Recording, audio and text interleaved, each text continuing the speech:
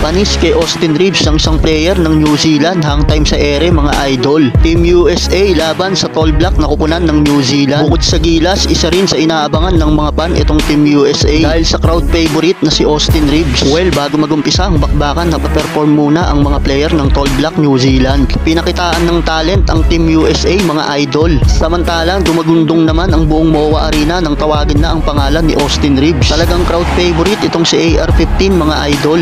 So first quarter, maagang kumana para sa Team USA ang next guard na si Jalen Bronson. First 2 points ng Team USA ay nanggaling na sa kanya. Pero yun lang, mas nag-init dito ang kupunan ng New Zealand na gumawa ng 9-0 run at wala namang naging sagot dito ang Team USA. Kaya under 5 minutes remaining ay umabot na kaagad sa double digits ang kalamangan ng New Zealand. 14-4. Mukhang may jet lag pa yata ang Team USA habang tulala naman si Coach Steve Kerr. Pero under 4 minutes nang ipasok na ang crowd favorite na si Austin Reeves. Kaagad naman gumanda ang takbo ng opensa ng Team USA at gandang bullet pass pa ni Reeves para sa easy 2 points ni Paulo Banchero. At dahil sa naging run ng Team USA ay nagawa na nilang maitabla sa 16 points ang talaan. Pero bago magtapos ang first quarter ay pumakawala pa ng isang 3-pointer si Austin Reeves. 19-16 end of first quarter at nakuha pa nga ng Team USA ang 3-point lead. Second quarter ay mukhang inspired talaga itong si Austin Reeves. Gandang isolation pass at isang end 1 play para kay Reeves. Umabot na sa double digits ang kalamangan ng Team USA habang hirap na rin napasukin ng New Zealand ang loob ng pinta dahil sa higpit ng depensa ng Team USA.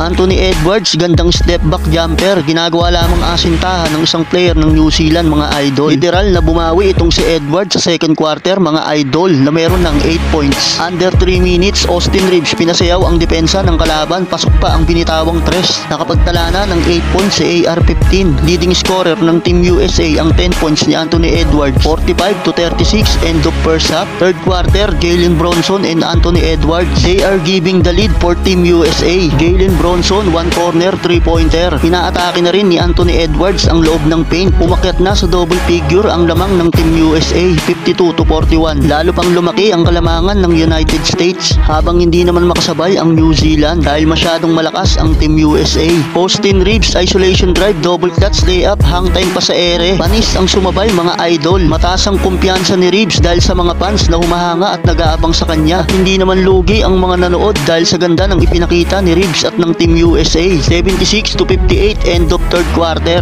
Akyat na sa 14 puntos ang lamang ng USA. Fourth and the last quarter, tila nagkandalintik-lintik na ang opensa ng New Zealand kung saan ay nagkalat na sila ng mga turnovers na naging pabor naman para sa Team USA. At sa quarter ding ito ay inilabas na ang first 5 ng Team USA at ang second unit na lang nila ang pinaglaro dahil 5 player na rin ng Team USA ang nakapagtala ng double digits. Kaya sa uli ay nakuha na nila ang panalo. Final score 99-72. Nagtala ng 21 points si Paulo Banchero habang 14 points naman ang kay Anthony Edwards at nagtapos naman ng 12 points si Austin Reeves.